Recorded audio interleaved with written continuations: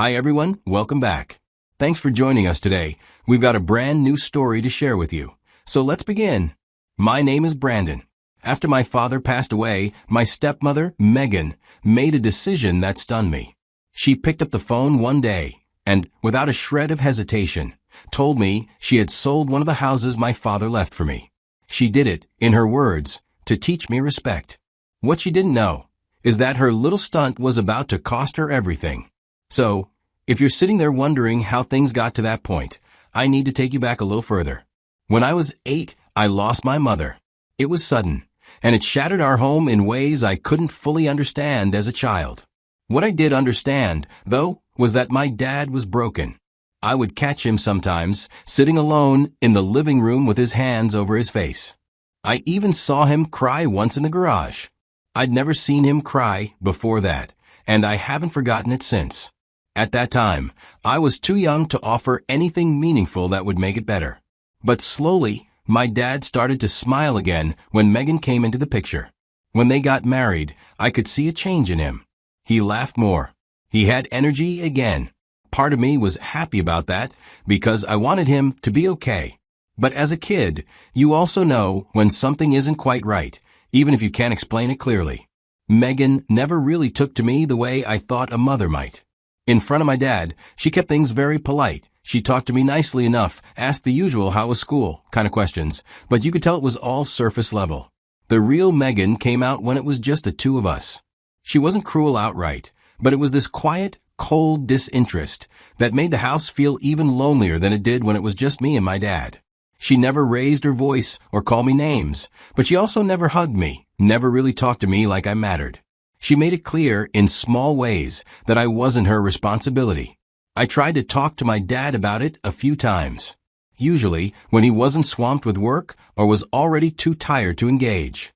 I'd bring it up gently, but he'd just give me this soft smile, like he was hearing me but not really listening. He'd say something like, "She's trying, Brandon. Give her time." Then he'd pat my shoulder and change the subject. It was frustrating. I wasn't asking for a new mom. I knew nobody could replace the one I lost. But I did hope for someone who at least saw me as part of the family, not an inconvenience. The truth was, I felt invisible in my own home. And from that point on, the gap between me and Megan only widened. That was the start of a quiet tension that never really went away. A tension that would only grow as the years passed, setting the stage for everything that came later. My dad was what most people would call a self-made man. He built his success brick by brick, through years of grinding in the business world. He owned a company, and he built it from the ground up. He wasn't flashy about his wealth, but it was obvious in the way we lived. A large family home in a quiet, beautiful neighborhood, a vacation house in the hills that had become our little escape over the years, and a lifestyle that was comfortable without ever being showy. By the time I finished college, I had plans, like most people my age, to move out and start life on my own. I wanted my own space, my own place to figure myself out. So, one evening over dinner, I told him I'd been looking at apartments and was getting ready to move out. He didn't take it well. He put his fork down and looked at me in that quiet, steady way he always did when something serious was on his mind. Then he said something I'll never forget. "Brandon, you're all I have left. What's the point of having this big house if my own son's out there renting a box?" His words were genuine. That was the thing about my dad. He didn't say much, but when he did, you felt it. When he asked me to stay, but as the only family he had left, I said yes. I stayed because I loved him. And honestly, I didn't want to look back years later wishing I had spent more time with him when I had the chance. Living at home wasn't exactly smooth sailing with my stepmother, Megan. My father tried to make it all work. He wanted so badly for us to be a blended, functional family. But Megan wasn't interested in blending. She was interested in controlling. Her obsession with appearances became more obvious as the years went by. She liked to present this polished version of our family to the outside world, always smiling, always perfect. But behind closed doors, she wanted to call the shots, especially when it came to money. She liked having influence over how things looked, how things were spent, and who had the final say. And as my father's health began to slowly decline, Her grip started tightening. He never gave her the control she wanted. I think deep down, he knew what kind of person she really was. Looking back, that time living with him after college wasn't just about saving rent. It was about preserving our connection.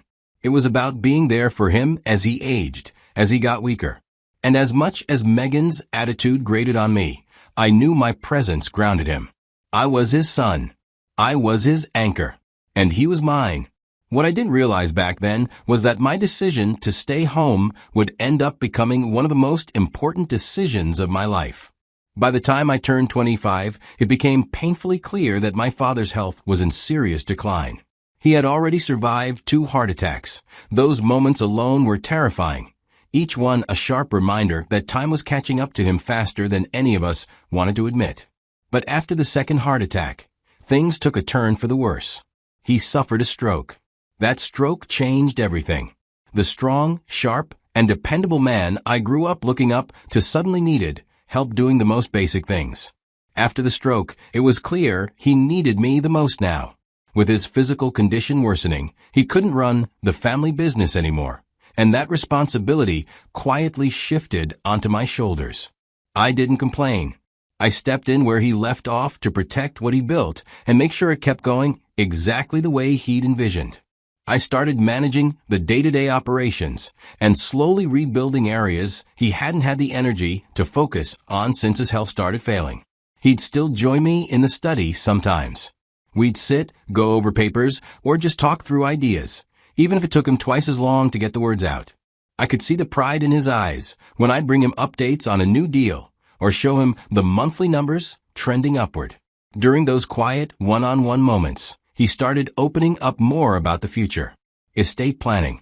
It was a simple talk about what he wanted for the company and for me. He was very clear that the business was mine and always would be. Not once did he mention Megan, my stepmother, in those conversations because she had no interest in the business. She made that clear from the start. She didn't attend meetings, didn't ask questions, and when the topic of the company came up in family settings, she'd always brush it off as Brandon and his father's thing. But my dad noticed everything.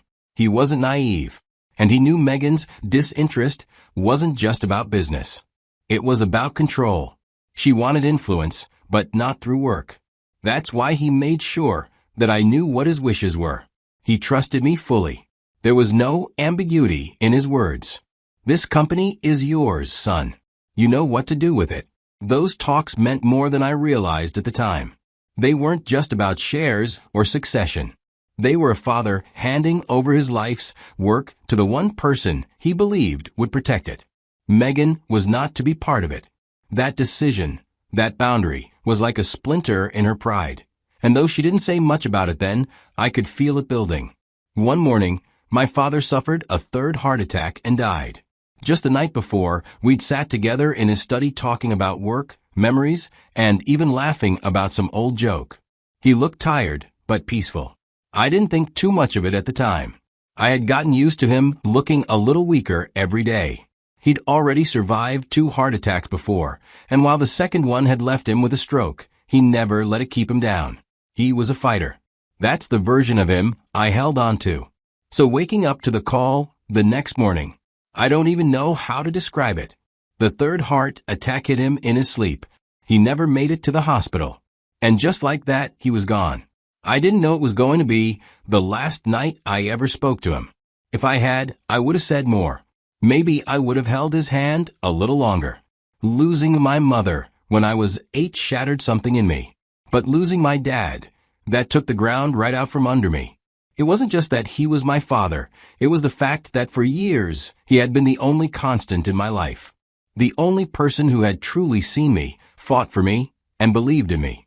And now he was just gone. I remember walking into his room after the paramedics had left and sitting in the exact chair where he used to read the newspaper every morning. I sat there for what felt like hours, just staring. I couldn't cry. Not at first. It was like my body went numb. My mind refused to believe what had just happened. Then came the funeral. I can't even tell you how I got through that day. I think I floated through it, to be honest. I remember faces, people saying things like, "He was a great man," or "He's in a better place." but none of it registered. My chest was a storm, but my face stayed quiet. What made it harder, though, was watching Megan, my stepmother, put on a performance that didn't sit right with me. To the outside world, she played the grieving widow role, wore black, dabbed her eyes with tissues, held her head low. But I knew her. I had known her since I was 10, and I could tell the difference between real pain and a show. Her grief felt rehearsed, mechanical, like she was going through the motions because it was what people expected of her. And when the last person left the funeral and the cameras of sympathy were no longer on her, the change in her was instant. After the funeral, something in Megan, my stepmother, shifted completely. And to be honest, it wasn't a shock. I had always seen glimpses of how she truly felt about me, even when my dad was still alive.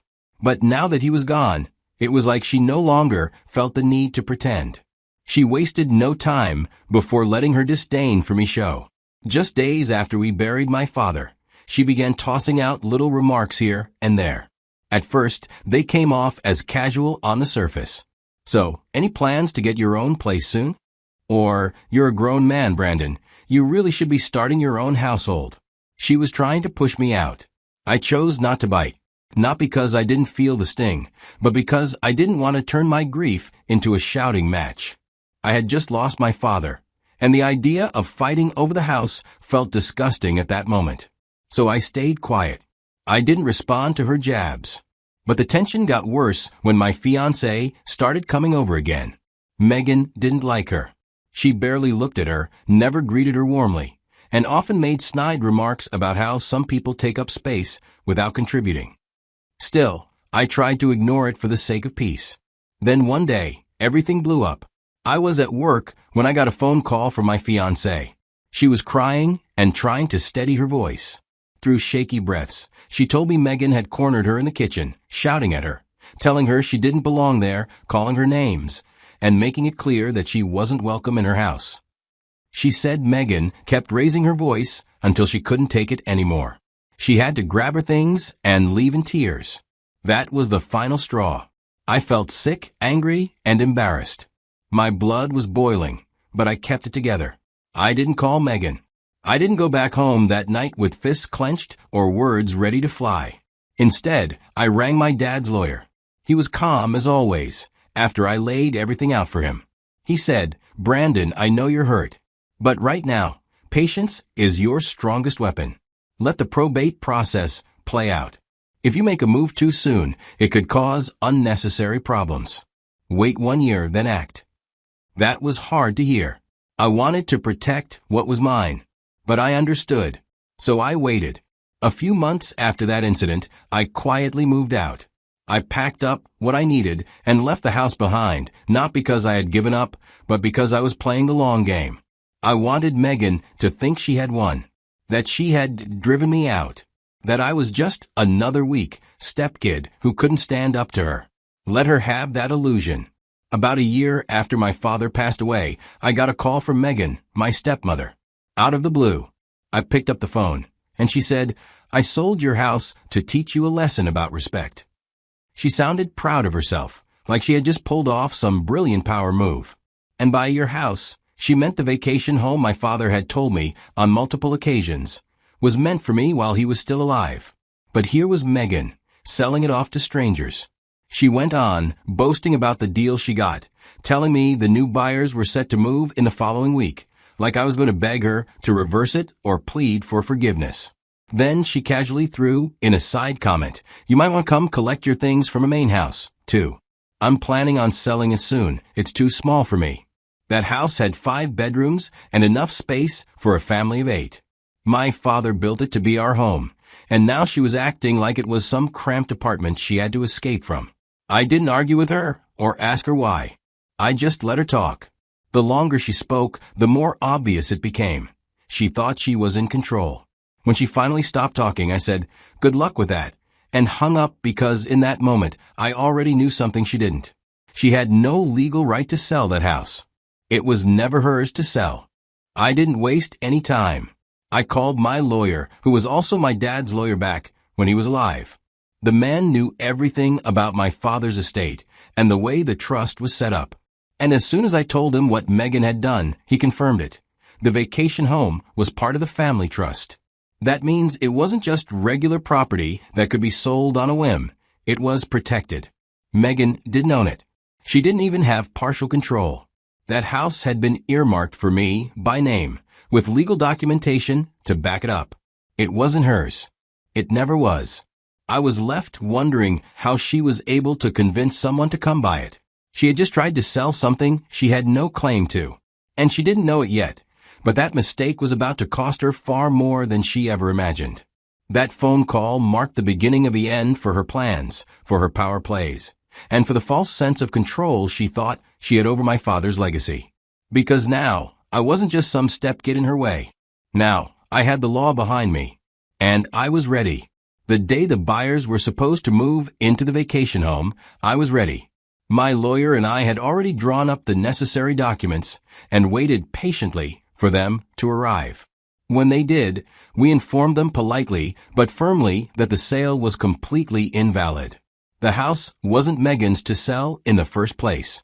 It belonged to a trust, and that trust had been legally set up by my father long before his death.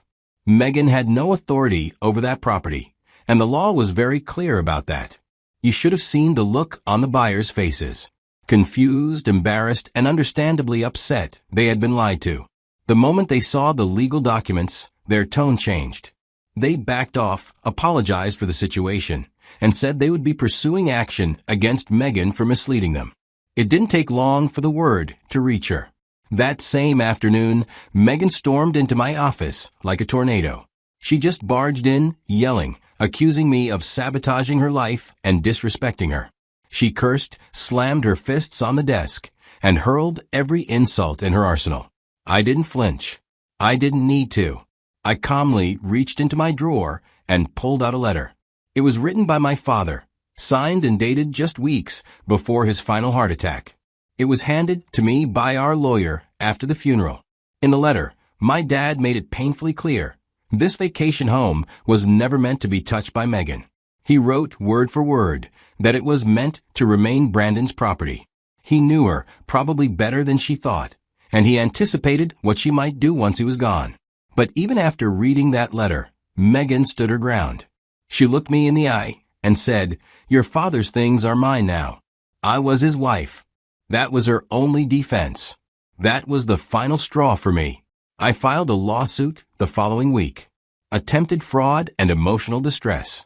The legal process wasn't pretty. She had to hire lawyers, attend court hearings, and eventually pay some serious fines. The buyers she misled? They sued her, too, for wasting their time, money, and the emotional toll of losing a property they thought was theirs. She was drowning financially and reputationally, and it was all because she couldn't accept that she wasn't entitled to what didn't belong to her. When the will was finally read, everything made sense. My father had been ahead of the storm the entire time. Every single real estate asset was left to me.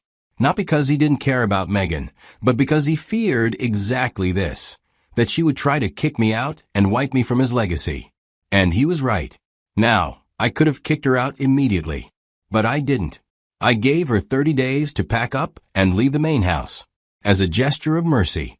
But she didn't take it that way. She tried playing the guilt card. Where will I go? I have no one. I let her talk. And when she was done, I told her what I had kept bottled up for years. Respect is earned, not extorted. She begged. She cried. But I stayed firm. Actions have consequences.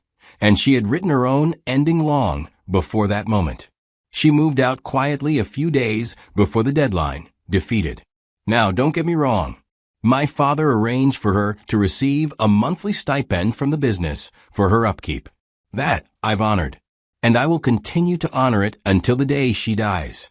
Not because of her, but because of him. Because he asked me to. But when it comes to how she lives, or whether she's struggling now, that's not my concern. In the end, this wasn't just about money or property. It was about my father's memory, his trust in me, and everything we built together. He knew the kind of person Megan was, and he made sure I would have the tools to protect what mattered. I followed through. This whole experience taught me something I'll never forget. If you don't stand up for what's rightfully yours, someone else will take it and try to make you feel like you're the thief.